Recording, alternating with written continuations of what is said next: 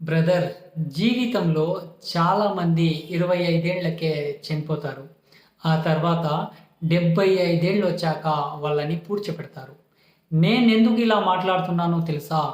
ఎప్పుడు చూడు అవే భయాలు, అవే ఆలోచనలు, అవే పనులు.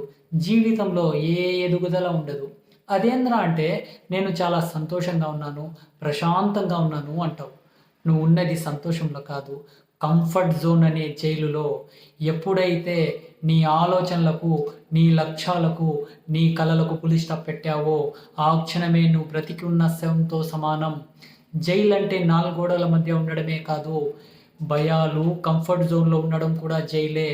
ఒక్కటే గుర్తుపెట్టుకో, బ్రతికి ఉండడం అంటే ఊపిరి తీసుకోవడమే కాదు, నిరంతరం ఎదుగుతూ ఉండడం. ఈ క్షణమే నీ బద్ధకాన్ని బద్దలు కొట్టి, జీవితంలో ఉన్నతమైన ఆశయం కోసం ముందుకడుగు వేయి. నీ వెంట నేనున్నాను. That's it. Thank you.